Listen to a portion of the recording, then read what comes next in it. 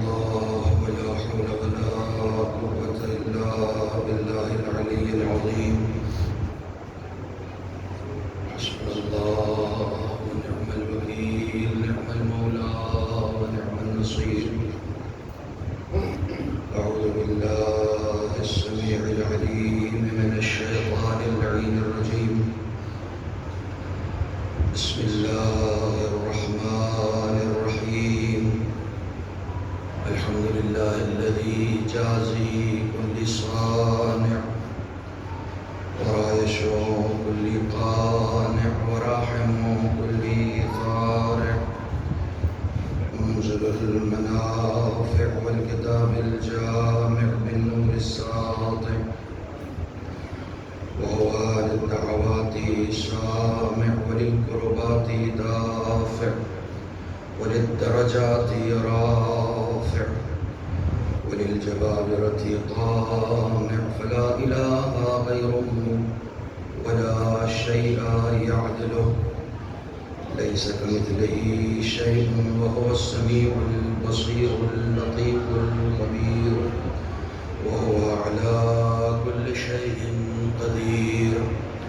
والصلاة والسلام والتحية والإكرام على السيد الأنام الذي سمي في السماء أحمد وفي الأرض أبي القاسم محمد.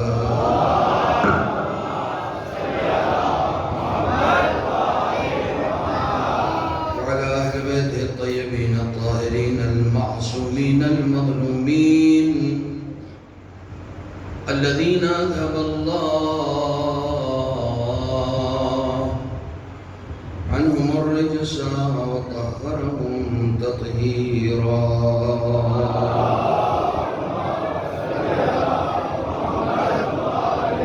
اللعنة الدائمة الباقية على أعدائهم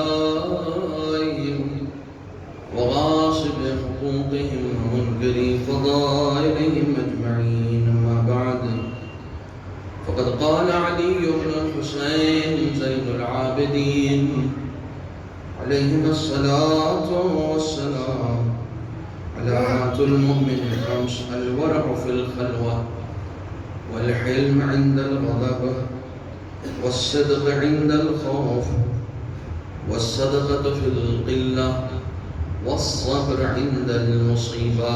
صلوات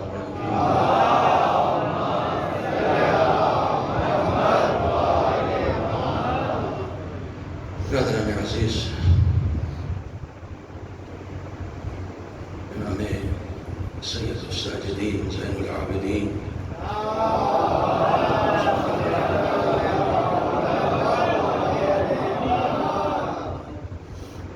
کی حدیث شریف کے ذیل میں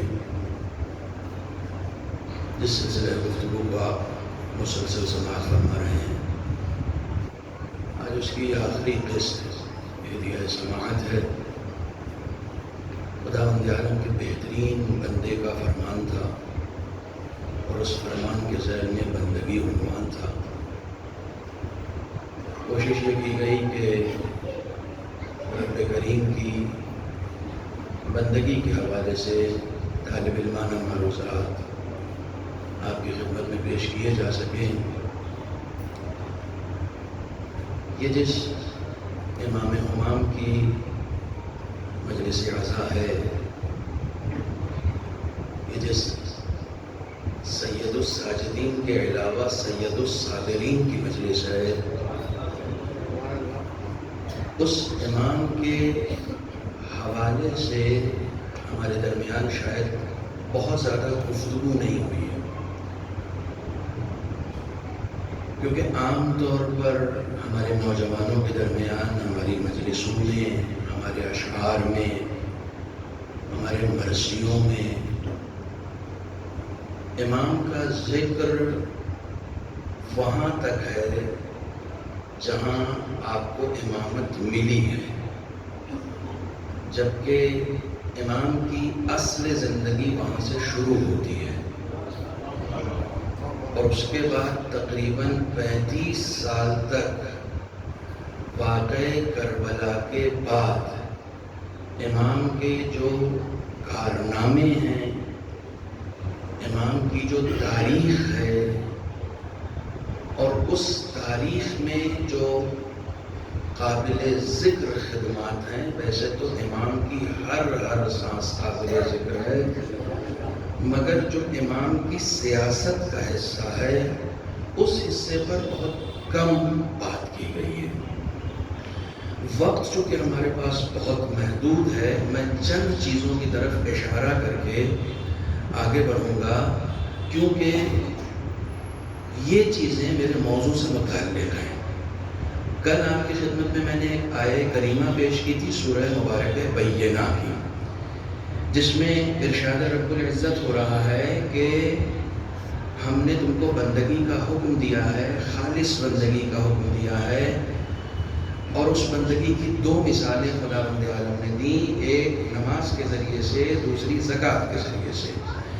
یعنی خداوند عالم نے بندگی کو منحصر اس بات میں کیا ہے کہ خدا کا بندہ صرف وہ نہیں ہوتا جو خدا کا حق ادا کرے، بلکہ خدا کا بندہ وہ بھی ہوتا ہے جو خدا کے ساتھ ساتھ لوگوں کا بھی حق ادا کرے۔ امام سید سجاد سجدوں سے پہچانے جاتے ہیں، عبادتوں سے پہچانے جاتے ہیں۔ جملہ مسائل کا ہے، لیکن میں ابتدا میں عرض کر دوں تاکہ میں یہ واضح کر سکوں کہ جسے سید الساجدین کہا جاتا تھا، جسے زین العابدین کہا جاتا تھا، اس کے سوشل ورک کا کیا عالم تھا۔ جس وقت امام محمد باقر علیہ السلام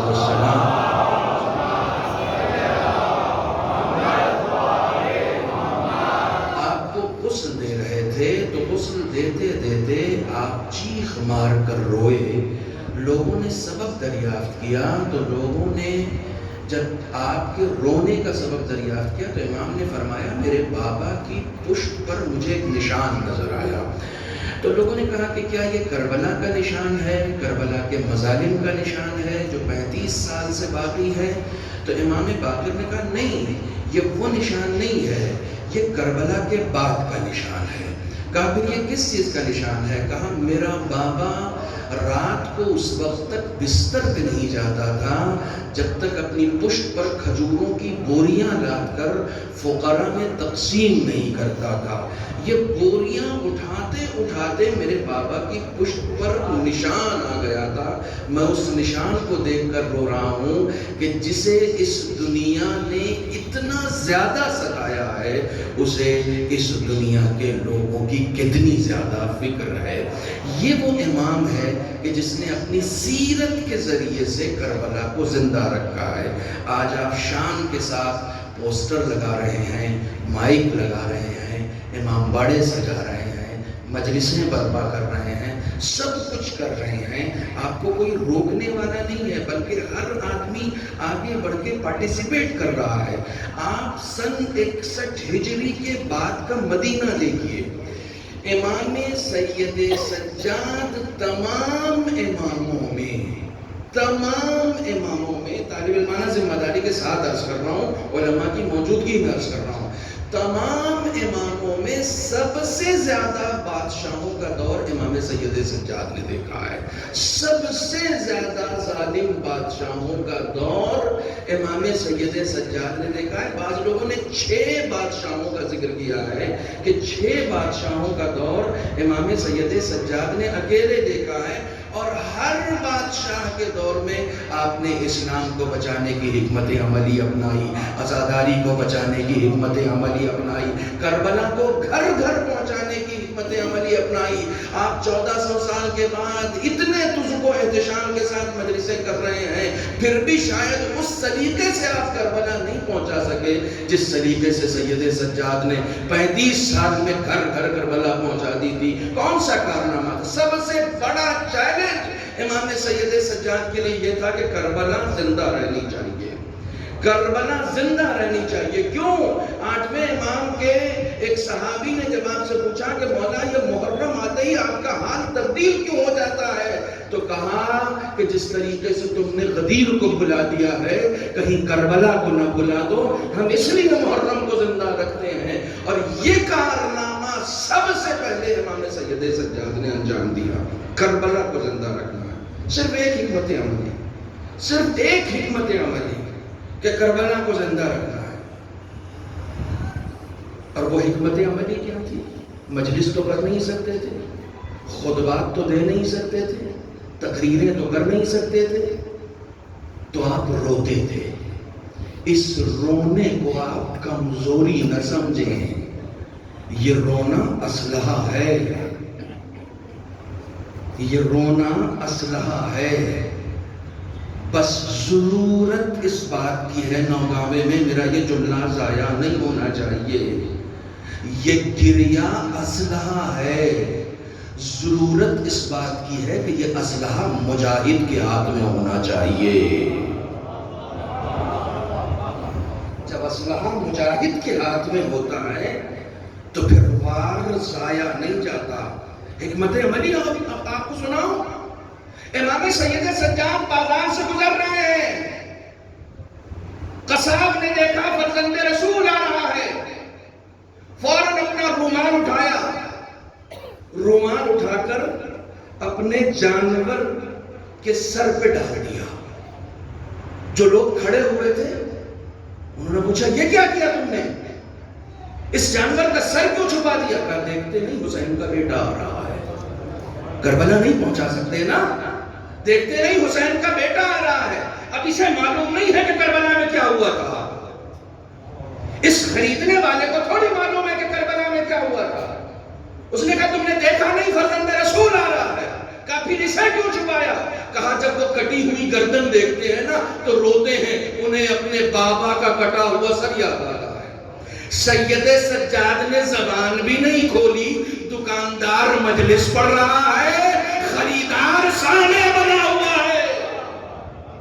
یہ سید سجاد کی حکمت عملی.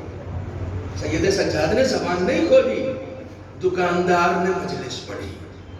اس ذریعے سے پتا چلا کہ ہاں کربلا میں کچھ ہوا تھا. سب سے زیادہ غلاموں کی تربیت امام سید سجاد نے کی. سب سے زیادہ نہیں رکھتے تھے غلاموں کو. 6 مہینہ سال بھر، زیادہ سے زیادہ 2 سال رکھتے تھے، ٹریننگ کرتے تھے، تربیت دیتے تھے، آزاد کر دیتے تھے. امام سید سجاد سے زیادہ کسی نے غلام آزاد نہیں کیے. آپ جا کر پوچھئے کہ مولا یہ غلام خریدتے ہیں اور آزاد کر دیتے ہیں کیوں؟ کہا انہیں کربلا تعلیم دیتا ہوں. جب یہ اپنے علاقے میں جاتے ہیں تو وہاں جا کر کربلا سناتے ہیں. اس طریقے سے امام سید سجاد نے کربلا کو زندہ رکھا ہے. نوجوانوں، اس گرب و بلا کو رسم و رواج کا حصہ نہ بناؤ. یہ کربلا انسان کو حیات عطا کرتی ہے. سید سجاد نے اس طریقے سے کربلا کو زندہ رکھا ہے، گریہ کے ذریعے سے، غلاموں کی تربیت کے ذریعے سے، اور اپنے کردار کے ذریعے سے. کل کردار کی گفتگو آئی تھی. اپنے کردار کے ذریعے سے عبد الملک ابن مروان سفاک ترین بادشاہ تھا. غور سے سنیں نوجوان، جو امام کے زمانے میں تھا. سفاک ترین، ظالم ترین بادشاہ مروان کا بیٹا تھا. اس کے ظلم و جور کے لیے اتنا کافی ہے کہ اس کے ایک کمانڈر کا نام حجاج ابن یوسف ہے، جس نے لاکھوں مسلمان قتل کیے، بے پناہ مسلمان قتل کیے. مسلمان، شیعہ سنی کی بات نہیں ہو رہی، مسلمان کا نام. اس کے ایک کمانڈر کا نام ہے. اسی سلسلے کا ایک بادشاہ ہے عبد العزیز، اس نے حجاج ابن یوسف کے بارے میں ایک بات کہی ہے کہ اگر کائنات کی ساری امتیں اپنے اپنے خبیثوں کے ساتھ آئیں، جو ان کے درمیان سب سے بڑا خبیث ہے، سارے خبیثوں کو ساری امتیں جمع کر لیں اور ہم اپنا خبیث حجاج ابن یوسف لے کر جائیں تو امتیں ہار جائیں گی، ہمارا خبیث جیت جائے گا۔ یہ اسی سلسلے کا ایک بادشاہ کہتا اتنا خبیث ترین انسان تھا جس نے عبد الملک ابن مروان کو خط لکھ کے یہ کہا تھا کہ ان کو قتل کیوں نہیں کر دیتے، اقتل علی ابن الحسین، انہیں کیوں نہیں قتل کر دیتے، ان اس قدر سفاک، اس قدر جری تھا۔ اس نے عبد الملک ابن مروان نے جو والی بنایا تھا مدینے کا، ہشام ابن اسماعیل کو، یہ تاریخیں ہمارے نوجوانوں کو معلوم نہیں، ہم اپنی پوری مجلسوں کو نقطوں کی نظر کر دیتے ہیں، یہ ہسٹری ہے۔ ہشام ابن اسماعیل کو گورنر بنایا تھا مدینے کا عبد الملک ابن مروان نے، اور اس سے کہا تھا جتنا ظلم ہو سکتا ہے سید سجاد پہ کرنا، کھلی چھوٹ دے رکھی، اور وہ کرتا بھی تھا، اور صرف سید سجاد پہ نہیں سب پہ کرتا تھا۔ یہ بھی بہت صفات تھا، ظاہر سی بات ہے کہ ظالم کا گورنر ظالم ہی ہوگا، یہ بھی ظلم کرتا تھا۔ حکومت بدل گئی، عبد الملک فی النار ہو گیا، باپ کی جگہ بیٹا بیٹھا، نام تھا ولید ابن عبد الملک ابن مروان، جو امام کا قاتل بھی ہے۔ جب یہ بیٹھا تو اس کے کسی نے کان جا کے بھرے کہ آپ کے باپ کے ہاتھوں جو گورنر بنایا گیا ہے مدینے کا، یہ آپ کا وفادار نہیں ہے، یہ آپ کے خلاف کام کرے گا، مدینے کے لوگ اس سے خوش بھی نہیں ہیں۔ جب اس کے کان بھرے گئے تو باپ نے گورنر بنایا تھا، اس نے اتار دیا۔ جب کوئی دین سے ہٹ جاتا ہے تو باپ کا عمل الگ ہوتا ہے، بیٹے کا عمل الگ ہوتا ہے۔ در اہل بیت سے جڑنے کا فائدہ ہی یہی ہے، یہاں پہلا بھی محمد ہوتا ہے، اوسط بھی محمد ہوتا ہے، اور آخر بھی محمد ہوتا ہے۔ اس نے ہٹا دیا، کہا اچھا یہ اچھا نہیں ہے تو اس کو ہٹا دو۔ صرف ہٹایا نہیں، ہٹانے کے بعد اس کو جیل بھی کر دی، اسی مدینے میں جیل میں ڈلوا دیا ہشام ابن اسماعیل کو۔ تبری تک نے لکھا ہے اس کو جیل میں ڈلوا دیا،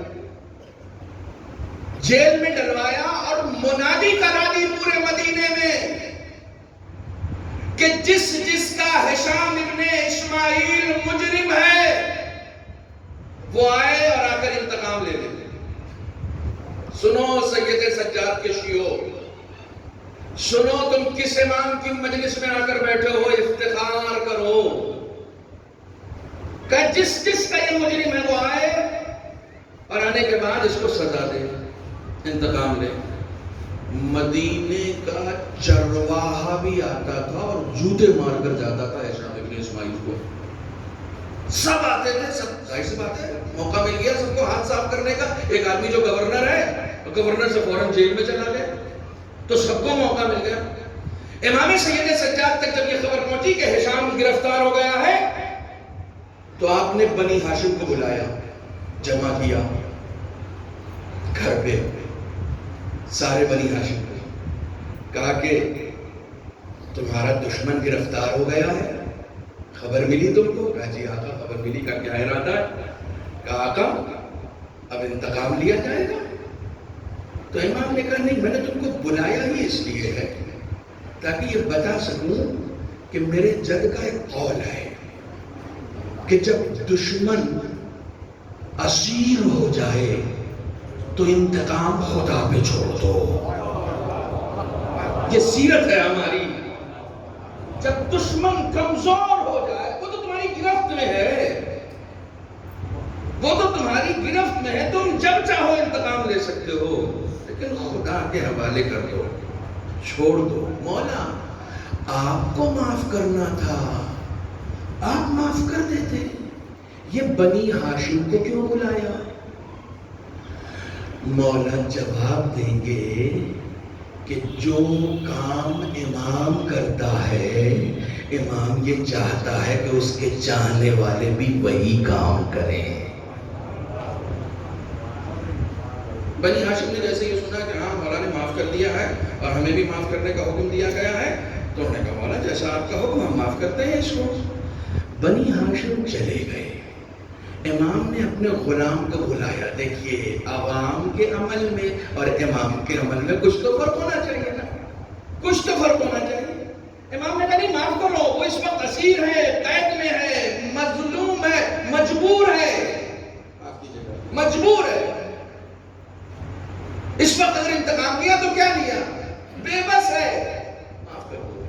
سب نے معاف کر دیا، سب چلے گئے۔ امام نے اپنے غلام کو بلایا، کردار سنو، کردار سنو۔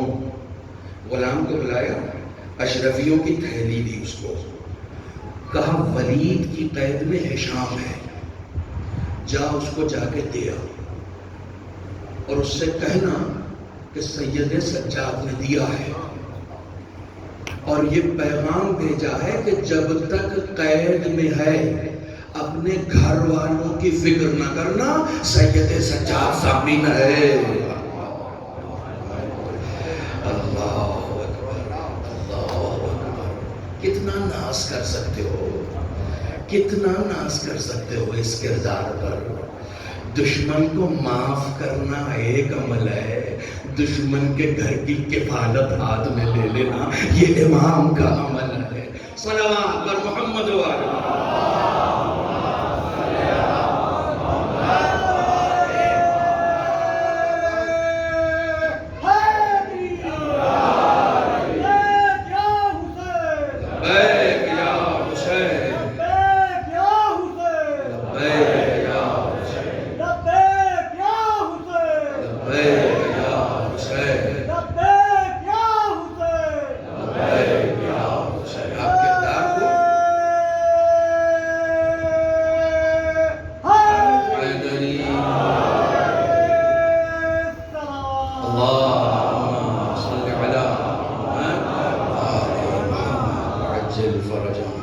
آپ کردار کو کردار سے ملائیے۔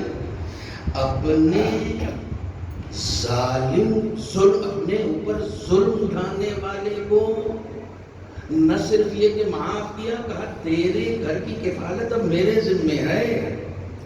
آپ سمجھے نہیں، خدا اس کو بھی رزق دیتا ہے جو اس کا سجدہ کرتا ہے، اس کو بھی دیتا ہے جو اس کا انکار کرتا ہے۔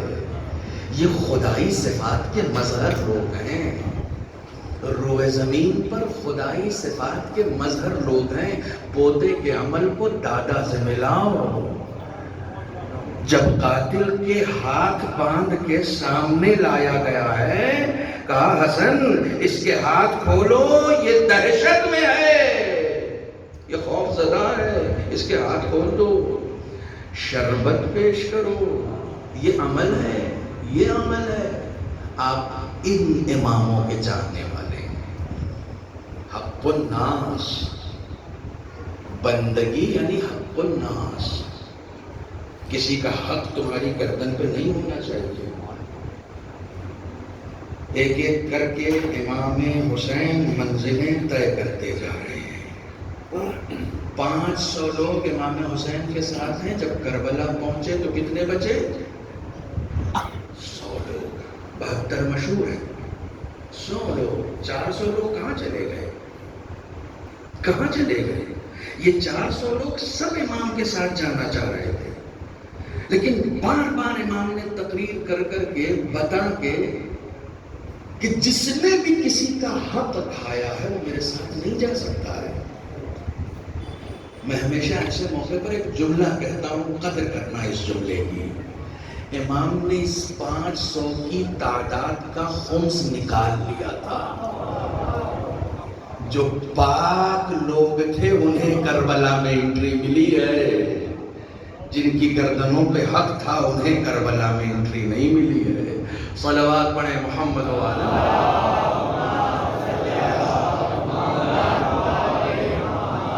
لیکن جو جو مجمع ہے ماشاءاللہ سے اس وقت تا حد نظر مجھے نظر آ رہا ہے، اور جو صلوات ہے دونوں میں بہت ڈفرینٹ ہے۔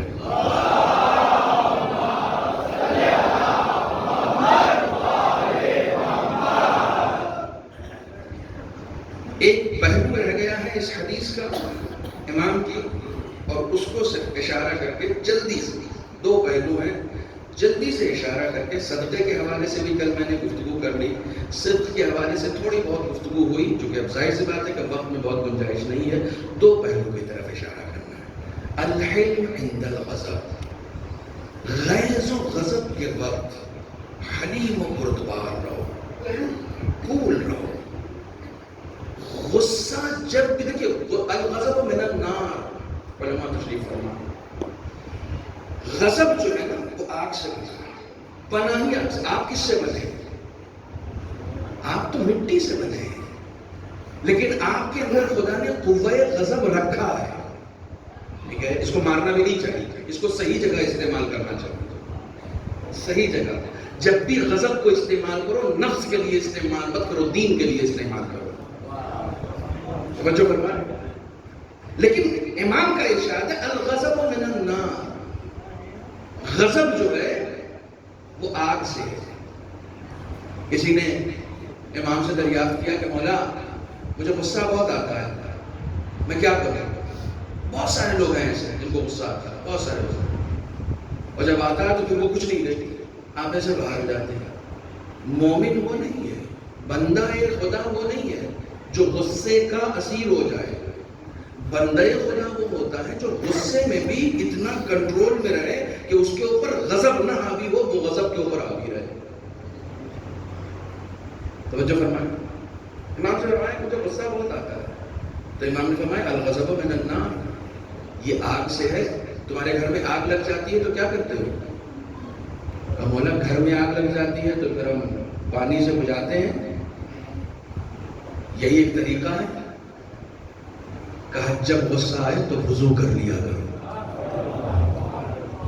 گھر کی آگ کو پانی سے بجھاتے ہو تو بدن میں جو غصے کی آگ ہوتی ہے نا، اسے وضو کے پانی سے بجھا لیا کرو۔ یہ طریقے ہیں جو میں آپ کو بتا رہا ہوں، امام کے بتایا وہ طریقے۔ کہا اگر پانی نہ ہو تو کیا کرتے ہو؟ کہا مٹی ڈال دیں۔ کہا اگر تمہیں بھی غصہ آئے اور وضو کے لیے پانی نہ ملے تو تیمم کر لو۔ کہا اگر پانی بھی نہ ہو اور مٹی بھی نہ ہو اور آگ لگی بھی ہے کیا کرو گے؟ تو کہا مولا پھر اس جگہ کو چھوڑیں گے نا تاکہ کہیں ہم نہ جل جائیں۔ توجہ فرمائیے گا، جس جگہ آگ لگی ہے انسان اس جگہ تو نہیں رہے گا نا، فوراً وہاں سے فرار کرے گا۔ امام نے کہا جب غصہ آئے تو اپنی پوزیشن چینج کرو، کھڑے ہو تو بیٹھ جاؤ، بیٹھے ہو تو کھڑے ہو جاؤ تاکہ ذہن ڈائیورٹ ہو جائے، غصے کی طرف نہ جائے۔ یہ غضب کا حصہ ہے کہ جو کچھ تم گھر میں آگ لگنے کی وقت کرتے ہو وہ سب کچھ غصے کے وقت کرو۔ کہا اگر جب بھی کچھ نہ ہو تو پھر کہا میں فریاد کرتا ہوں، چیختا ہوں، چلاتا ہوں، لوگوں کو بلاتا ہوں۔ کہا اس وقت لوگوں کو نہیں بلاؤ، خدا سے فریاد کرو، خدا سے فریاد کرو، اس سے مدد مانگو، اس سے مدد۔ اور یقین آپ جانیں، آپ اس کو عملی کر کے دیکھ لیجئے گا، انشاءاللہ کامیابی ہوگی۔ یہ کسی ڈاکٹر کا بتایا ہوا نسخہ نہیں ہے، یہ امام کا بتایا ہوا نسخہ ہے۔ صلوات پڑھیں محمد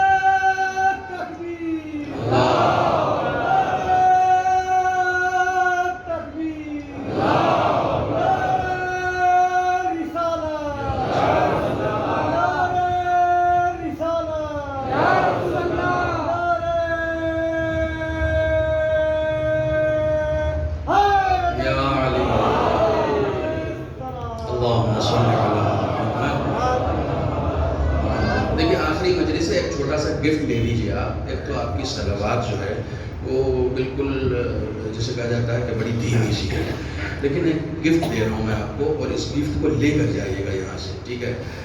کہیں بھی کوئی ذاکر مجلس پڑھنے جاتا ہے تو اس کو گفٹ دیا جاتا ہے. میں آپ کے اوپر پریشر نہیں بنا رہا ہوں، لیکن بہرحال میں خود آپ کو دے کر جا رہا ہوں. علامہ امینی نے کتاب لکھی ہے الغدیر. بہت سارے لوگوں نے پڑھی ہوگی، بہت سارے لوگوں کے نظر سے گزری ہوگی. گفٹ بہت بڑا ہے، آپ کو دے رہا ہوں. علامہ امینی کہتے ہیں جب بھی کوئی صلوات پڑھے گا اور اس کے بعد وعجل فرجہم کہے گا تو میں اس کتاب کے لکھنے کے ثواب میں اس کو شریک کر دوں گا.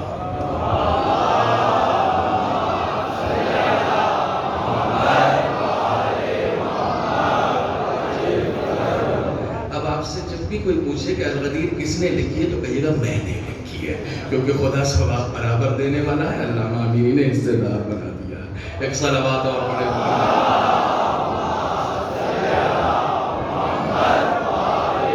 میں اسے یہیں پر چھوڑ رہا ہوں اور وہ آخری حصہ عرض کر کے وہ صبر عند المصیبہ، بندگی کی علامت. جب بھی مصیبت آئے اس پر صبر کرو. ہمارے یہاں شاید صبر کو ڈیفائن نہیں کیا گیا، جس طریقے سے سمجھایا جانا تھا اس طریقے سے نہیں سمجھایا گیا. صبر کا مطلب کیا ہوتا ہے؟ صبر کا مطلب یہ ہوتا ہے کہ خدا کی تقسیم پر ہم راضی رہیں. توجہ ہے، خدا کی تقسیم پر ہم راضی رہیں. خدا نے، میں نے پہلی مجلس میں ایک جملہ کہا تھا کہ ایک باپ کے 4 بیٹے، چاروں کی قسمت الگ الگ ہے. میراث برابر مل سکتی ہے لیکن قسمت الگ الگ ہے. اس کا مطلب ہر ایک کے لیے خدا نے کچھ الگ مقدر کر رکھا ہے. تو جس کے لیے جو خدا نے مقدر کر رکھا ہے وہ اپنی اس تقدیر پر راضی رہے. اسی کو صبر کہا جاتا ہے. اسی کو صبر کہا جاتا ہے. جو میرے لیے ہے وہ میرے بھائی کے لیے نہیں ہے، وہ میری بہن کے لیے نہیں ہے. کیوں؟ اس لیے کہ باپ کی میراث برابر بٹتی ہے، خدا کی تقسیم برابر نہیں ہوتی. برابر ہو جائے تو ظلم ہے. توجہ فرمائیے گا، خدا کی تقسیم برابر ہو جائے تو ظلم ہے. یہ واحد قوم ہے جس کے کلمے میں توحید کے بعد عدل کا اقرار کیا جاتا ہے. اس کا مطلب خدا سب کو برابر نہیں دیتا، عدل کے ساتھ دیتا ہے. جس کا جو حق ہے اس کو وہی دیتا ہے. زیادہ دے دے تو بے ایمان ہو جائے، کم دے دے تو بے ایمان ہو جائے. تو جس کا جو حق ہے اس کو وہی دے، اس پر راضی رہنے کو صبر کہا جاتا ہے. خدا کی تقسیم. ایک کنفیوژن آ گیا تھا جس کو کل بھی میں کلیئر نہیں کر سکا اور آج کر کے ہی جاؤں گا چونکہ آج آخری مجلس ہے. توجہ فرمائیے. بعض لوگوں نے یہ سوچا کہ نہیں، جو کچھ بھی مصیبت ہمارے اوپر آتی ہے وہ سب کی سب خدا کی طرف سے. قرآن مجید میں 2 آیتیں ہیں مصیبتوں کے حوالے سے. آیتیں زیادہ ہیں، 2 آیتیں اس وقت مجھے کوٹ کرنی ہے. ما اصابکم، میری طرف متوجہ رہیے، یہ بات ضائع ہو جائے گی اگر آپ متوجہ نہیں جائیں. میں قرآن مجید کی آیتیں سنا رہا ہوں. ما اصابکم من مصیبت فبما کسبت ایدیکم. یہ جو مصیبتیں تم تک پہنچتی ہیں نا، ان میں اکثر تو تمہارے اپنے ہاتھوں کی لائی ہوئی ہوتی ہے. قرآن پڑھ رہا ہوں میں. وَيَعْفُو عَنْ كَثِيرٍ، حالانکہ بہت سارے گناہوں سے تو میں چشم پوشی کر لیتا ہوں. خدا کہہ رہا ہے بہت ساری مصیبتیں جو تمہارے اوپر آتی ہیں وہ تمہاری اپنی لائی ہوئی ہوتی ہیں، جبکہ بہت ساری تمہاری غلطیوں سے میں چشم پوشی کر لیتا ہوں. وَيَعْفُو عَنْ كَثِيرٍ، بہت ساری تمہاری حرکتوں سے ہم چشم پوشی کر لیتے ہیں، پھر بھی تمہاری اپنی لائی ہوئی ہوتی ہے. اتنی تیز ڈرائیونگ کر رہے تھے کہ ایکسیڈنٹ ہونا ہی تھا. اب تم خدا کو اس میں قصوروار نہیں ٹھہرا سکتے کہ معبود یہ کیا ہو گیا، میرا ایکسیڈنٹ کیوں ہو گیا. تم ہوشیاری سے نہیں چلا رہے تھے، خدا نے تمہیں بھی کچھ اختیارات دیے ہیں. تمہیں الرٹ رہنا چاہیے تھا. میں نے بچھو کی مثال دی تھی کہ بچھو نے کیوں کاٹا، تم نے غیبت کی تھی، تم نے برائی کی تھی، تم اس لیے بیماری میں مبتلا ہوئے. مومنوں کو خدا مصیبتوں کے ذریعے سے متوجہ کرتا ہے. توجہ رکھیے گا، ایک جملہ سن لیجئے، اس کے اوپر جب تک آپ غور کر سکتے ہیں کیجئے گا. کوئی بھی یہ تصور نہ کرے کہ میں اس زندگی کو بغیر بلا و مصیبت کے کاٹنے والا ہوں. ہو نہیں سکتا. زندگی جس نے دی ہے اس نے بلائیں اور مصیبتیں بھی دی ہیں. یہ ہو نہیں سکتا کہ تم زندگی کو بلا و مصیبت کے بغیر کاٹ لو. ہو ہی نہیں سکتا. ہو ہی نہیں سکتا. قرآن مجید کی آیت پڑھ رہا ہوں. میں پھر کہہ رہا ہوں کہ علماء کی موجودگی میں بات کہنے میں ذرا سا کانفیڈنس آ جاتا ہے. لقد خلقنا الانسان فی کبد. ہم نے انسانوں کو پریشانیوں میں پیدا کیا ہے. جائیے پڑھیے ترجمہ. قرآن ہے. خدا کہہ رہا ہم نے انسانوں کو پیدا ہی پریشانیوں میں کیا ہے. تم خوش ہونے کی تمنا کر رہے ہو, تم سکون ڈھونڈ رہے ہو, تم آرام ڈھونڈ رہے ہو. تم کو لگ رہا ہے تمہاری 4 بلڈنگیں نوئیڈا میں ہو جائیں گی, 10 گھر نوگاما میں ہو جائیں گے تو تمہیں سکون مل جائے گا. خدا بند عالم نے جناب موسیٰ کو وحی کی کہ ہم نے 6 چیزوں کو 6 جگہوں پر رکھا ہے اور لوگ اسے کہیں اور تلاش کر رہے ہیں. لوگ اسے کہیں اور تلاش کر رہے ہیں. انی وضعت الراحة فی الجنہ والناس یطلبونہا فی الدنیا. ہم نے سکون کو جنت میں رکھا ہے, لوگ دنیا میں ڈھونڈ رہے ہیں. ہم نے رکھا ہی نہیں. جو چیز رکھی نہیں تم ڈھونڈ کیوں رہے ہو؟ ڈھونڈ کیوں رہے ہو؟ آپ کہیں گے ہمیں تو مجلس حسین میں سکون ملتا ہے. تو یہ ملتا ہی اس لیے ہے کہ یہ بھی جنت کا حصہ ہے. صلوات بر محمد و آل محمد.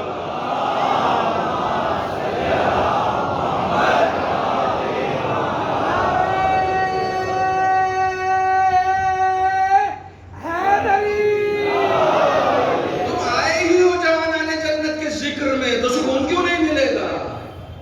سکون یہاں اس لیے مل رہا ہے, اس کے علاوہ کہیں رکھا نہیں گیا ہے. آپ یقین جانیں پتہ نہیں میں نے جنت میں رکھا ہے, تم یہاں ڈھونڈ. بغیر بلا اور مصیبت کی زندگی نہیں گزار سکتے.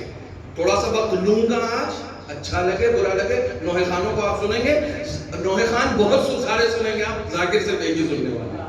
تو مجھے آپ 6 انجمن کی جگہ اس وقت سمجھے. صلوات پڑھے محمد. یہ والا چیپٹر میں کلوز کر کے جاؤں گا. بغیر بلا و مصیبت کے ساتھ تم سوچتے ہو کہ زندگی گزار لو گے, نہیں ہو سکتا. بلائیں آئیں گی.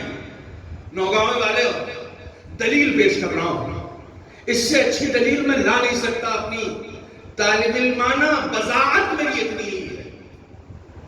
بلا اور مصیبت خدا بند عالم کی طرف سے نعمت ہے. تم اسے مصیبت سمجھ رہے ہو. مصیبت ہے نہیں, تم اسے, میں نے ابھی ایک ہی آیت پڑھی ہے, دوسری آیت باقی ہے, تم اسے مصیبت سمجھ رہے ہو. بلا اور مصیبت اگر کوئی بری شے ہوتی, اس سے بڑی دلیل میرے پاس نہیں ہے قبلہ. بلا اور مصیبت اگر کوئی بری شے ہوتی تو سب کے قریب جا سکتی تھی, اہل بیت کے قریب نہیں جا سکتی تھی. اس سے زیادہ آسان نہیں کیا جا سکتا. اگر کوئی بری شے ہوتی, کیونکہ اہل بیت کے قریب کبھی کوئی بری شے نہیں گئی, لیکن بلا و مصیبت گئے ہیں. کیوں گئے؟ رسول سے خدا نے قرآن میں کہلوایا, قل لن یصیبنا الا ما کتب اللہ لنا. اے میرے حبیب آپ کہیے کوئی بھی مصیبت نہیں آتی مگر یہ کہ وہ میں لکھتا ہوں. خدا کہہ رہا میں نے لکھی ہے یہ مصیبت تمہارے لیے. ہائے, مصیبت بھی لکھی اور اس پہ خدا فخر بھی کر رہا ہے کہ یہ مصیبت میں نے لکھی ہے. تم یہ سمجھ لو کہیں اور سے آئی ہے. لن یصیبنا الا ما کتب اللہ لنا. حوضہ علمیہ میں بیٹھ کر بات کر رہا ہوں. لنا آیا ہے, کتب اللہ لنا, خدا نے ہمارے حق میں لکھی. اگر خلاف لکھتا تو علینا کی لفظ آتی, لنا کی لفظ نہیں آتی. تمہارے خلاف نہیں ہو, تم سمجھ رہو یہ بلا مصیبت تمہارے خلاف ہے, نہیں, علینا. شیخ رجب علی خیاط بہت بڑے عارف گزرے ہیں ایران کے. مرنے کے بعد خواب میں آئے اپنے شاگردوں کے. شاگردوں نے پوچھا کیسی چل رہی ہے؟ کہا میاں جو زندگی میں بلائیں آتی تھی نا ان بلاؤں کو ہم توسل کے ذریعے سے، عزاداری کے ذریعے سے، دعا کے ذریعے سے، نمازوں کے ذریعے سے دور کر دیتے تھے. بلا آئی فوراً رونے لگے خدا کے سامنے، تو خدا نے چل ٹھیک ہے رہنے دے، واپس لے لیتا تھا بلا. تو کہتے ہیں اے کاش جو بلائیں اس دنیا میں آ رہی تھیں انہیں آنے دیتے اور ان پر صبر کر لیتے. کہا کیوں؟ کہا یہاں اس پہ جزا بڑی دی جا رہی ہے، یہاں ان بلاؤں پہ بڑی جزا دی جا رہی ہے. خدا بندے عالم بلا یہاں دیتا ہے. دیکھیں بلا کبھی کبھی وہ بھی ہوتی ہے نا کہ انسان دنیا کی رنگینیوں میں اتنا مست ہو جاتا ہے کہ خدا کو بھول جاتا ہے. امام حسین فرماتے ہیں 3 چیزیں نہ ہوتی تو کسی کی زندگی میں خدا ہونا مشکل تھا. المرض والفقر والموت. مرض، فقیری اور موت. اگر یہ 3 چیزیں خدا نہ بناتا تو جلدی سے خدا کو کوئی یاد بھی نہیں کرتا. امام حسین کا قول سنا رہا ہوں. آپ خطیبوں کے جملے پر تو اچھل جاتے ہیں، خطیب نہج البلاغہ کے جملے پہ خاموش رہ جاتے ہیں. 3 چیزیں خدا نہ بناتا تو کوئی خدا کو یاد نہ کرتا. اس کا مطلب یہ ہے کہ اگر بیماریوں میں خدا یاد آ رہا ہے تو بیماری نعمت ہے نا. فقیری میں خدا یاد آ رہا ہے تو فقیری نعمت ہے نا. موت سے ڈر کے خدا یاد آ رہا ہے تو موت نعمت ہے نا. یہ سب نعمتیں ہیں. ہم بھول گئے، ہم نے کسی اور چیز کو نعمتیں سمجھا، اور جن چیزوں کو ہم نعمت سمجھتے رہے اس میں اتنے محو ہو گئے کہ بھول گئے کہ خدا نے زاد راہ تقوی کو بنایا، تقوی کو زاد راہ بنایا تھا. امیر المومنین جنگ صفین سے واپس آ رہے ہیں. کوفے کا قبرستان پڑا. اٹھائیے نہج البلاغہ کلمات قصار، ظاہراً حکمت نمبر 31 ہے ظاہرہ. کوفے کا قبرستان پڑا، کھڑے ہو گئے. سلام ہو تم پر یا اہل الدیار الموحشہ، اے وحشت زدہ گھروں میں رہنے والوں. قبرستان میں کھڑے ہو کے سلام کر رہے ہیں. اے مٹی کے گھروں میں رہنے والوں، اے اندھیرے گھروں میں رہنے والوں، اے وحشت کے گھروں میں رہنے والوں، اے غربت کے گھروں میں رہنے والوں، سلام ہو تم پر. سناؤ ادھر کی کیا خبریں ہیں. ہم تمہارے طرف کی خبریں سناتے ہیں، تم اپنی طرف کی خبریں سناؤ. مالائے کائنات پھر ادھر کی خبریں سنانے لگے. وَأَمَّا الدُّورُ فَقَدْ سُكِنَتْ. پسینہ بہا بہا کے جس گھروں کو تم نے بنایا تو اس میں کوئی اور رہ رہا ہے. تمہارے گھروں میں کوئی اور رہ رہا ہے. بنایا تم نے تھا. آپ جس گھر کے، میں نے ایسے ایسے لوگوں کو دیکھا ہے پڑوس کے گھر میں گئے اور اپنے گھر میں واپس آئے، کہنے لگے یہ والی ٹائل توڑوا تو اچھی نہیں لگ رہی ہے. ان کے یہاں بڑی اچھی لگی. پوری زندگی ٹائل بدلوانے میں گزار دی. گھر تم نے بنایا تھا، رہ کوئی اور رہا ہے. تم اسی وحشت زدہ گھر میں رہ رہے ہو. اے کاش دنیا کے گھر سے زیادہ آخرت کے گھر کی فکر کی ہوتی تو تم آرام دہ گھروں میں رہ رہے ہوتے. وَأَمَّا الْأَزْوَاجُ فَقَدْ نُكِحَتْ. تمہاری بیویوں نے شادیاں کر دی. وَأَمَّا الْأَمْوَالُ قَدْ قُسِمَتْ. تمہارے مال بانٹ لیے گئے. یہ میں نے جملہ سنایا سر اس لیے امام نے بتا دیا کہ یہاں کیا ہو رہا ہے. اس کے بعد پوچھا بتاؤ تمہارے یہاں کیا ہو رہا ہے. تو ظاہر سی بات ہے قبر سے آواز نہیں آئی. لوگ ساتھ تھے مولائے کائنات. امام نے کہا لو اذن لہم فی الکلام. اگر انہیں بولنے کی اجازت دے دی جائے لقالو، سب کے سب کہیں گے انا خیر الزاد التقوی. بہترین زاد سفر جو ہے وہ صرف اور صرف تقوی تھا، جسے ہم بھول گئے، جسے ہم نے چھوڑ دیا تھا. ہم نے دنیا کی رنگینیوں کو مقصد سمجھ لیا تھا. امام بتا رہے اب جا کے ان کے سمجھ میں آیا ہے کہ تقوی زندگی کا مقصد تھا. صلوات پر محمد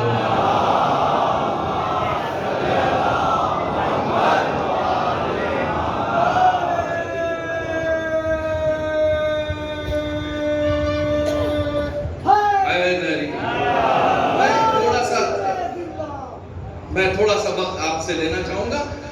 میں ویسے بھی آپ لوگوں کو اس سے زیادہ کام نہیں لیتا ہوں. آپ صرف سننے آئے ہیں، اس لیے میں آپ کو وہی کام دے رہا ہوں جس کے لیے آپ آئے ہیں. ٹھیک ہے، بولنے کا کام آج میرا ہے، مجھے بولنے دیجیے. ایک صلوات اور پڑھیں محمد.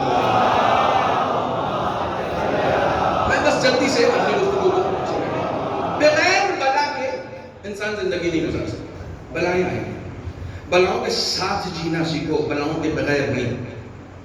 بغیر بلا کے تو آپ جی نہیں سکتے. جناب ابراہیم کو تو سنا ہے، ویسے بھی تلا ابراہیم، قرآن نے کہا ہے. ہم ترجمہ کرتے ہیں قبلہ وَإِذِ ابْتَلَىٰ، جب ابراہیم کو سے ہم نے آزمائش لی. میں ترجمہ کرتا ہوں، جب ہم نے ابراہیم کو بلا میں مبتلا کیا. میں ایسے ترجمہ کرتا ہوں، ابتلا اسی روٹ ورڈ سے بلا کیا.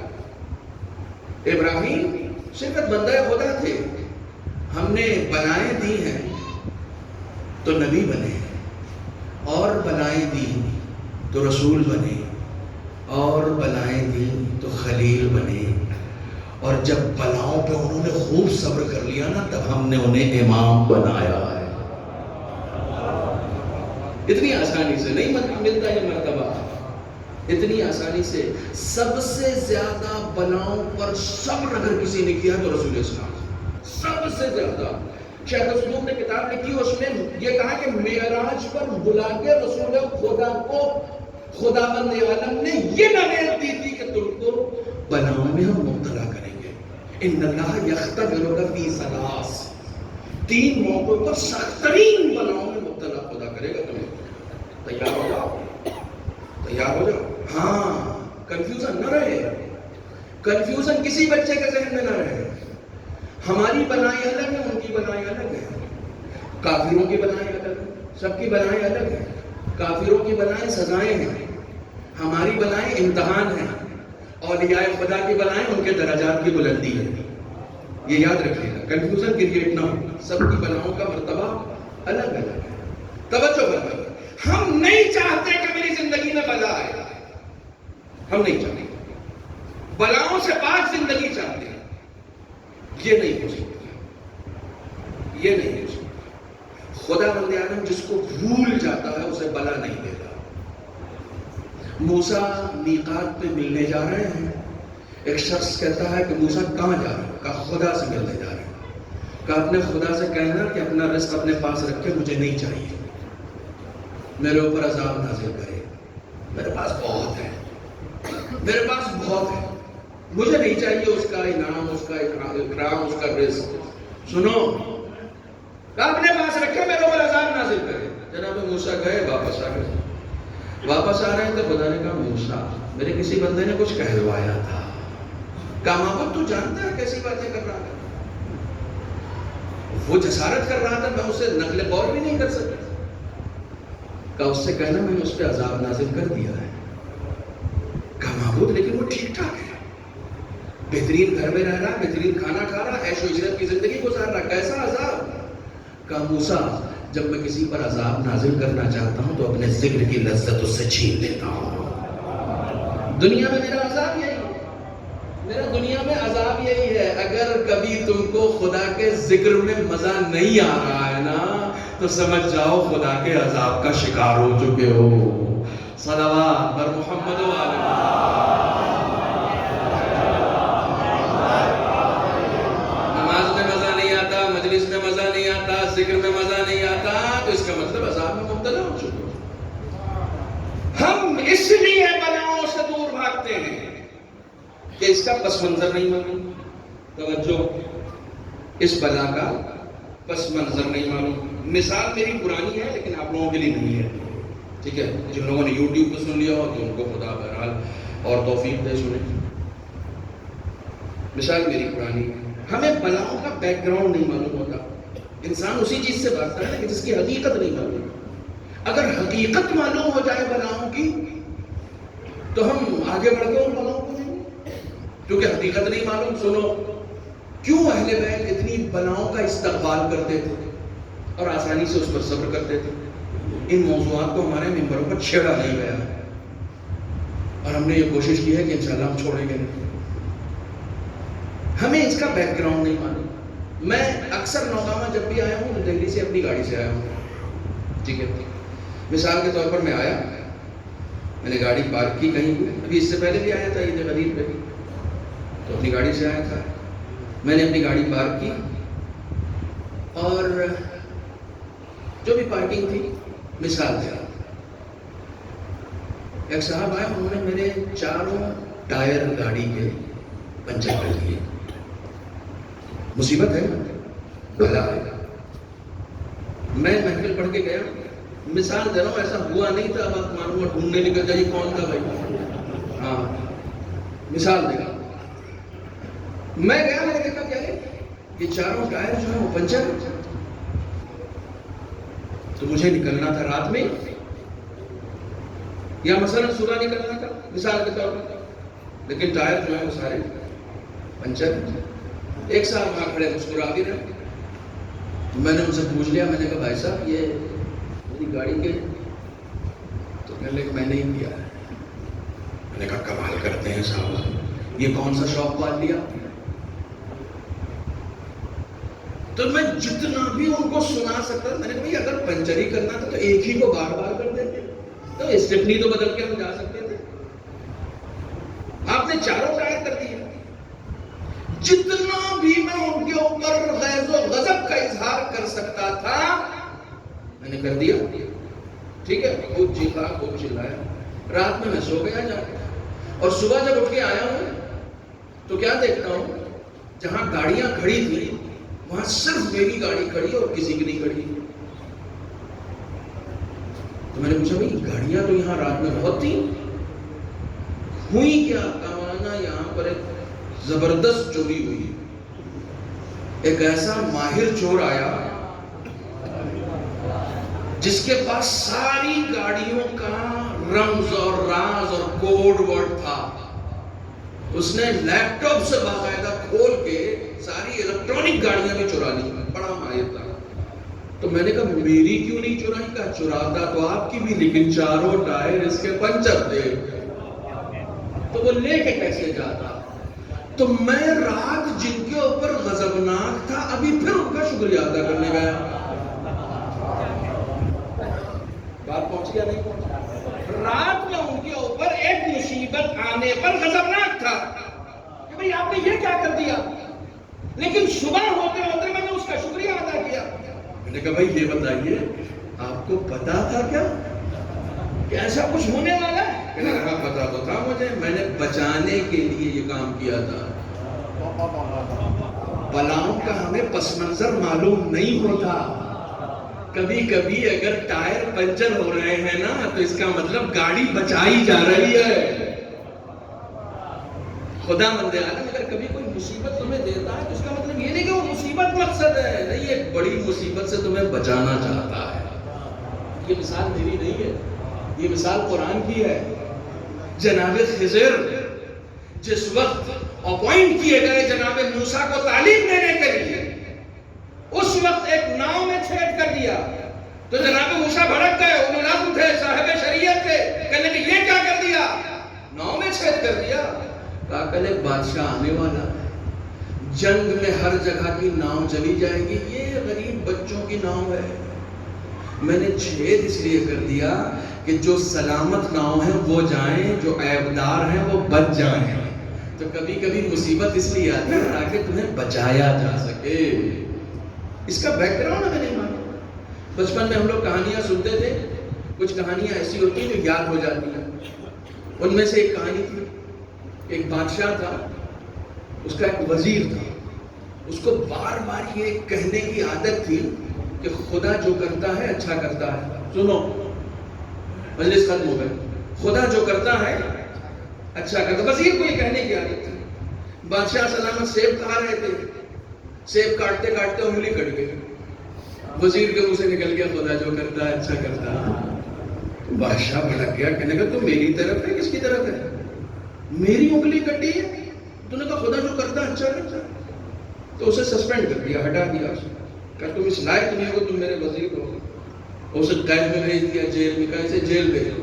جب جیل جا رہا تھا اس نے کہا خدا جو کرتا ہے اچھا کرتا ہے، وہ بیچارہ جیل میں چلا گیا۔ کچھ دن کے بعد بادشاہ سلامت شکار کھیلنے کے لیے گئے، شکار کھیلنے گئے تو اپنے سپاہیوں سے بچھڑ گئے، بچھڑے تو انہیں جنگلیوں نے پکڑ لیا، وہ جو لالا والے ہوتے ہیں انہوں نے پکڑ لیا، اور کہنے لگے صاحب آج کے دن ہم صبح صبح جس کو پکڑتے ہیں اس کی قربانی کرتے ہیں. بادشاہ نے کہا میں تمہارا بادشاہوں کا یا بادشاہ نہیں دیکھا جاتا, یہاں شکار دیکھا جاتا ہے, جس کو پکڑا ہے اسے قربان کیا جائے گا. آج تم کو پکڑا ہے, تمہاری قربانی ہوگی. اب صاحب انہیں تختہ دار پہ لایا گیا اور قربانی کرنے جا رہے تھے کہ قوم کا بزرگ ہے, کہنے لگے چیک تو کر لوں میں قربانی کے لائق ہے یا نہیں ہے. اب بزرگ آئے, انہوں نے اوپر سے لے کے نیچے تک چیک کیا, دیکھا انگلی کٹی ہے. پہلے کہ نہیں بھائی اس کی قربانی نہیں ہو سکتی ہے, عیبدار ہے. عیبدار کی تو آپ کے یہاں بھی نہیں ہوتی ہے. کہ نہیں اس کی قربانی نہیں ہو سکتی. بادشاہ کے ذہن میں فوراً آیا کہ یار جب یہ انگلی کٹی تھی تو وزیر کہہ رہا تھا کہ خدا جو کرتا ہے اچھا کرتا ہے. اس کا مطلب خدا نے اس دن انگلی کاٹی نہیں تھی, گردن بچائی تھی. ہمیں بیک گراؤنڈ نہیں معلوم ہے, ہمیں پس منظر نہیں معلوم ہے بلاؤں کا, مصیبتوں کا. اس کا مطلب یہ انگلی نہیں کٹی تھی, خدا نے گردن بچائی ہے میری. واپس آیا, خوشی خوشی جان بچی تو لاکھوں پائے, خوشی خوشی محل واپس آیا, جلدی سے قید سے نکلوایا. کہا بھائی وزیر کو بلاؤ ہمارے. وزیر کو حاضر کیا گیا, انعام اکرام جشن سب کچھ ہو رہا ہے. کہا بھائی تم نے تو کمال کر دیا, واقعی تم اس لائق تھے کہ تم ہمارے وزیر رہو. خدا نے تو واقعی جو کیا اچھا کیا, لیکن میری سمجھ میں یہ نہیں آیا کہ جب تم کو ہم بھیج رہے تھے جیل میں, تم نے اس وقت بھی یہی کہا تھا کہ خدا جو کرتا ہے اچھا کرتا ہے. کہا آپ جہاں جاتے ہیں مجھے ہی تو لے کے ساتھ جاتے ہیں, میں جیل میں نہ ہوتا تو میری گردن کٹتی. صلوات پڑھے محمد وآلہ.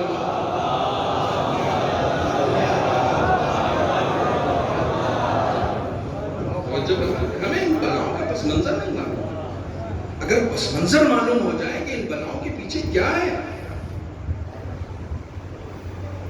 روایتوں میں آیا ہے کہ بلائیں اور مصیبتیں انسان کے لیے تحفہ ہیں, لیکن وہ جو خدا کی طرف سے, جس میں آپ کا اپنا ہاتھ ہے وہ نہیں, وہ جو خدا کی طرف سے. رزق کم رہا خدا کی طرف سے, راضی رہو, کوئی مسئلہ نہیں, صبر کرو.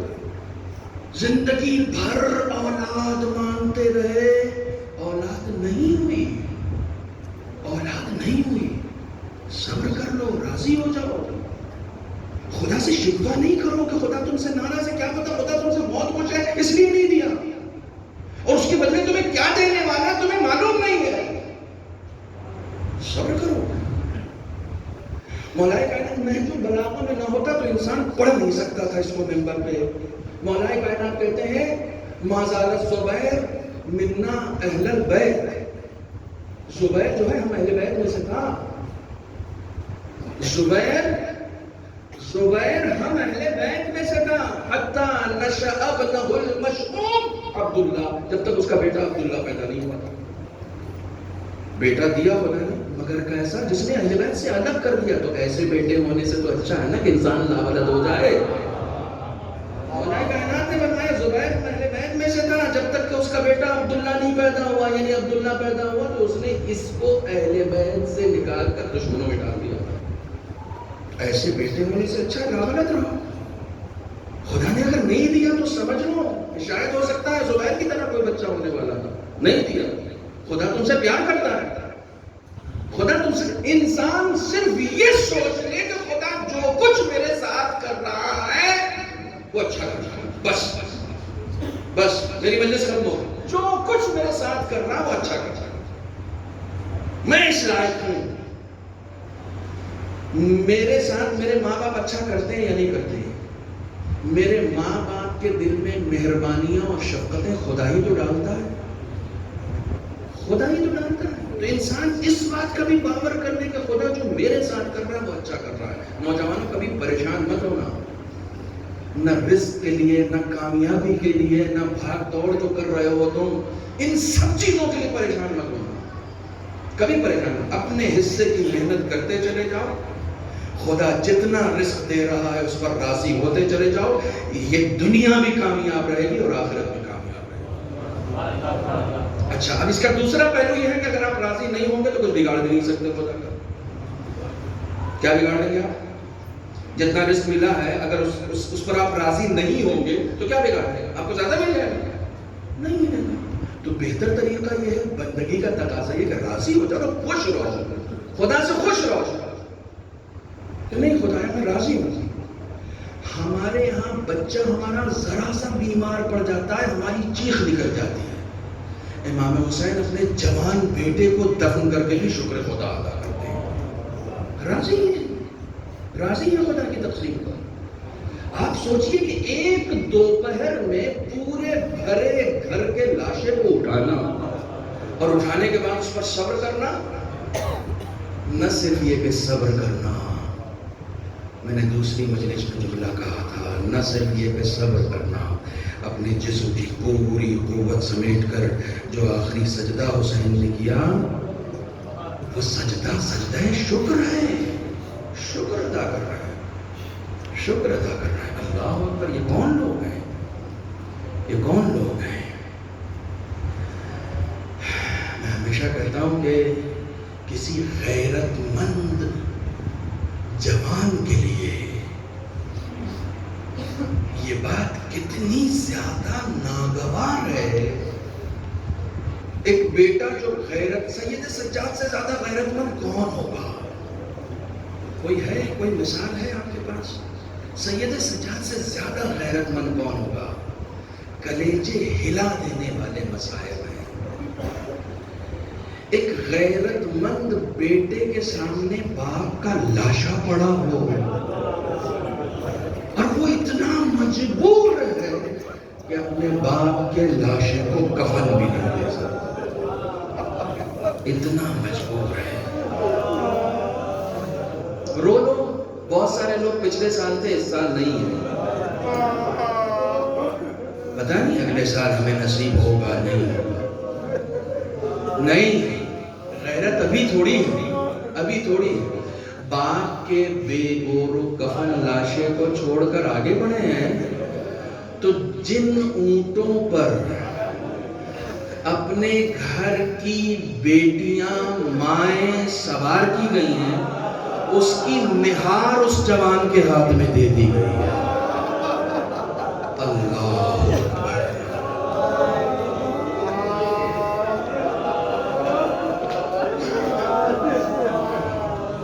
جزاکم ربکم۔ سلام ہو سید سجاد کی غیرت کو، سلام ہو۔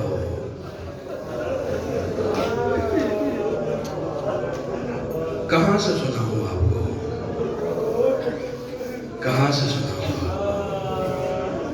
کون سی منزل سنیں گے سید سجاد؟ کون سا منظر آپ صبر کر پائیں گے؟ السلام علیک یا ابا عبداللہ،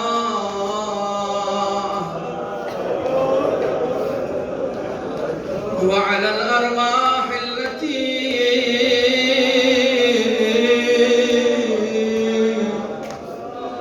حلت بثنا، عليك مني سلام الله أبدا ما بقيت وبقي الليل والنهار،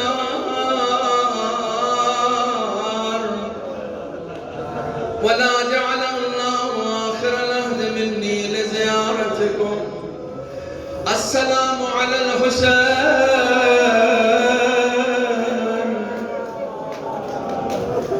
وعلى علي بن الحسين.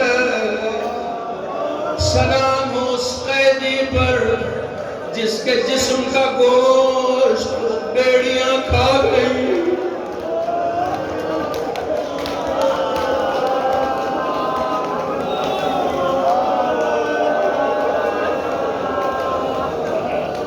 لٹا ہوا قافلہ کوفے میں وارد ہوتا ہے.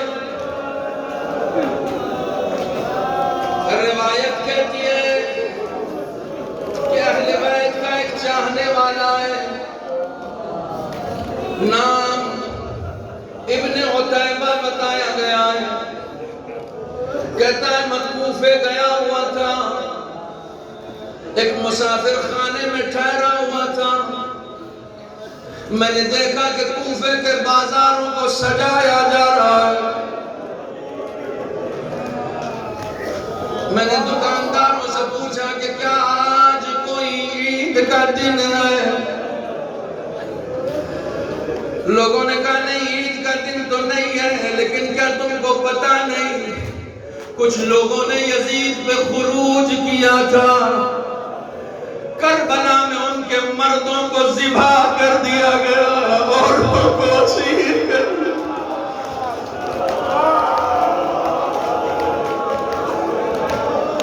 آج وہ اسیر کوفے میں آنے والے ہیں، اسی لیے اس کوفے کو سجایا گیا ہے۔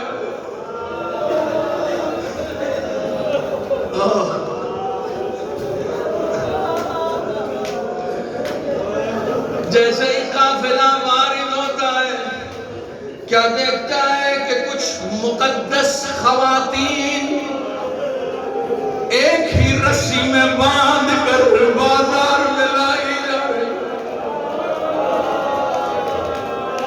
کہتا ہے ان کے چہرے سے اتنا نور برس رہا تھا کہ میں سمجھ گیا کہ یہ کسی عام گھر کی عورتیں نہیں ہیں۔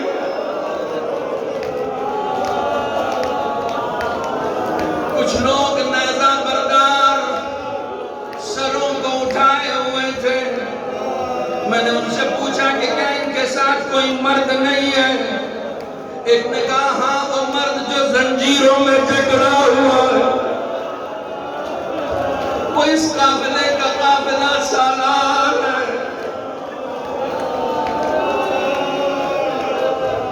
ابن عتیبہ امام کے پاس جاتا ہے، سلام کرتا ہے۔ جیسے ہی سلام کیا، سنو سنو سنو سنو، جیسے ہی ابن عتیبہ نے سلام کیا، اب یہ اپنا تعارف نہیں کرایا تھا، امام نے نام لے کے کہا ابن عتیبہ تو شام کا رہنے والا ہے، کوفے میں کیا کر رہا؟ ابن عتیبہ نے اپنا سر پیٹ لیا، کہتا ہے یہ کون مقدس ہے جو مجھے میرے نام سے جانتا؟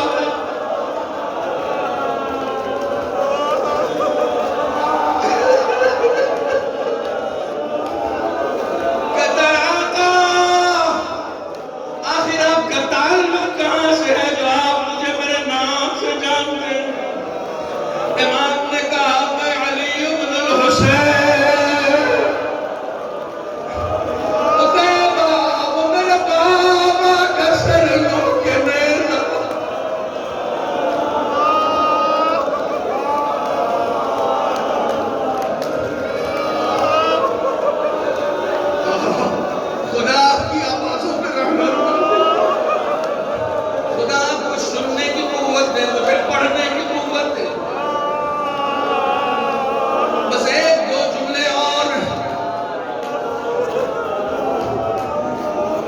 کسی غیرت مند جوان کو خدا یہ دن نہ دکھائے۔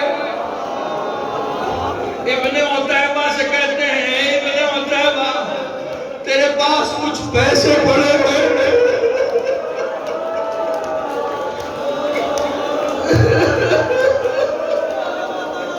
کہتا آپ 2000 دینار ہے، آپ حکم فرمائیں کرنا کیا؟ کہتا بازار سے کچھ چادریں لے آؤ، میری ماں ہے بہنیں۔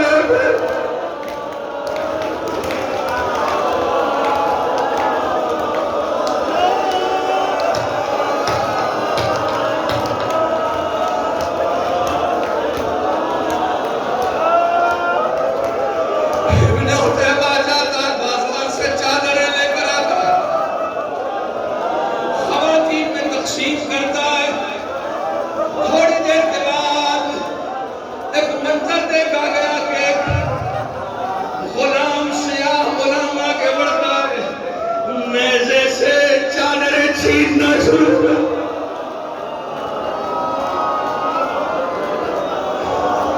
پھر سے چادریں لٹ گئی۔ امام نے ابن عتیبہ سے کہا ابن عتیبہ نہیں، امام کا درد سنو، میری مائیں بہنیں امام کا درد سنیں۔ جب چادریں پھر سے چھن گئی، امام نے کہا ابن عتیبہ کچھ اور پیسے ہیں؟ کہاں کا 1000 دینار ابھی بھی بچا ہے.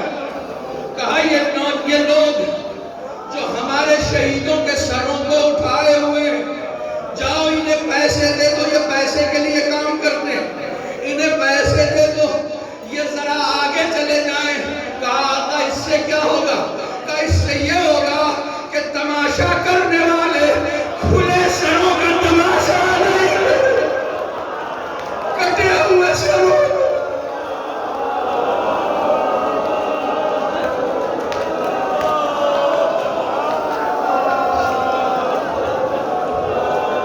خدا تمہیں صبر دے.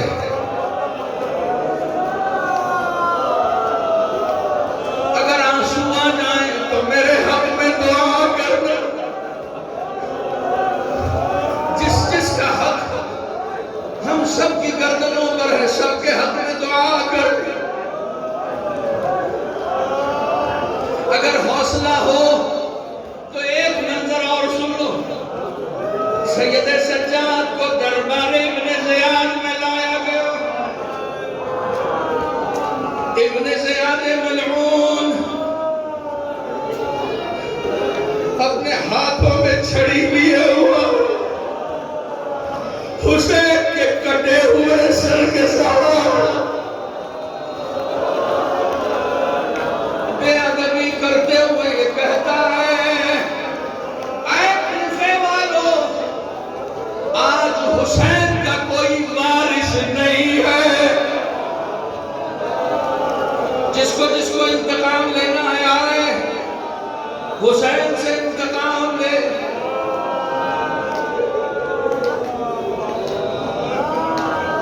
دربار میں ایک ملعون آگے بڑھتا ہے، کہتا ہے ابن زیاد 9 محرم کو بس 2 جملہ سن لو مجھ سے، 2 جملہ سن لو، میں نے مجلس کا تجھے ابھی تابوت برآمد ہوگا، آپ زیارت کریں گے، بس تھوڑی دیر میں تابوت آنے والا ہے. ابن زیاد سے ایک ملعون کہتا ہے 9 محرم کو حسین سے میری بد کلامی ہو گئی تھی. حسین نے مجھے تازیانہ مارا تھا، وہ میرے اونٹ کو نہیں لگا تھا، مجھے لگا تھا. میں حسین کے سر سے انتقام لینا چاہتا ہوں. سید سجاد جیسے ہی سنتے ہیں کہ میرے بابا کے سر پہ تازیانے مارے جائیں، زینب کہتی ہے بیٹا سید سجاد کا کٹے ہوئے سر پہ بھی تازیانے لگے. ابن زیاد کہتے ہیں، سید سجاد کہتے ہیں پھوپھی اماں میں نے بازاروں میں تازیانے کھائے، دربار میں بھی کھاؤں. اس ملعون سے کہتے ہیں کیا جتنے تازیانے مجھے مارنا چاہتا ہے مار. وہ ملعون سید سجاد کے پیچھے جاتا ہے، کرتا اٹھاتا ہے، کبھی دائیں جانب کبھی بائیں جانب، پھر دائیں جانب پھر بائیں جانب. ابن زیاد کہتا ہے مارتا کیوں نہیں؟ ایک مرتبہ تازیانہ پھینک دیتا ہے. کہتا ہے ابن زیاد کہاں اس کی پشت ساری زخمی ہے.